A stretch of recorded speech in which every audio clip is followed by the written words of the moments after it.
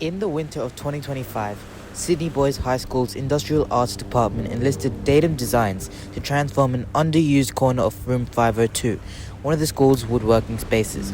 Once cluttered and inefficient, this area lacked the systems to store materials safely. Guided by Miss Dam and supported by Mr. Huynh, the team identified key storage needs, paving the way for a smarter, more organized learning environment. The renovation aimed to create a safe, efficient and durable storage system in room 502 that maximizes space, improves accessibility and supports a more organized and productive learning environment within budget and time constraints.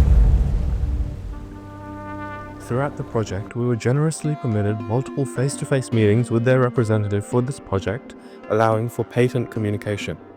We ensured that each client meeting would become an enriching experience for both us and the client, Ms. Dam. In this manner, we accounted for all the client's needs and recorded all the information this research phase provided us with. Thereafter, we began research of building standards and ergonomics. Recognizing building standards and ergonomic principles was an integral part of being able to derive an ideal solution. The National Construction Code is a performance-based regulatory framework developed by the Australian Building Codes Board.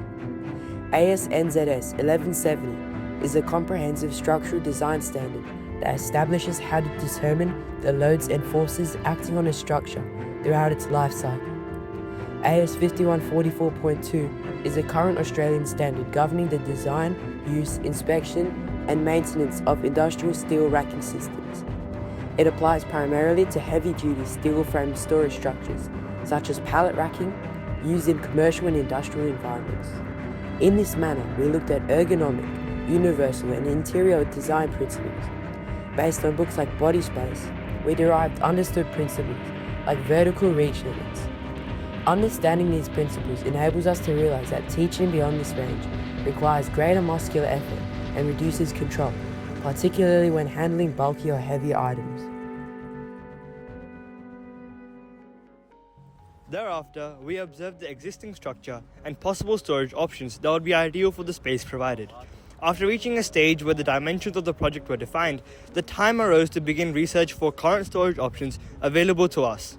Here, we first realized our limitations: working space, budget of $4,000, and the time provided by the clients. Hence, we began the search for a possible solution by elucidating the design principles we must consider for such material and timber storage projects. First, we looked at design principles, then came the mood board, and finally the assessment. Through this thorough evaluation, we had adequate information to ensure we create an ideal concept. Using methods like Crazy Eights and a rubric, we evaluated 40 to 50 concepts and narrowed them down to 5, assessing each for desirability, feasibility, and viability, a framework used by large companies like Google. Through iterations, learning from mistakes, and applying engineering principles like load-bearing and accessibility, we arrived at our final concept. Hence, we selected 4 storage solutions: the steel span modular system, a backrow single-sided A-frame, long span metal shelving, and the Pinnacle 5-tier adjustable unit from Bunnings, balancing functionality, durability, and cost to stay within budget while maximizing Room 502's storage efficiency. Using SketchUp and our CAD skills, we modeled and tested our concepts in virtual and augmented reality, guided by Mr. Huynh and client feedback, iterating continuously until finalizing our CAD design.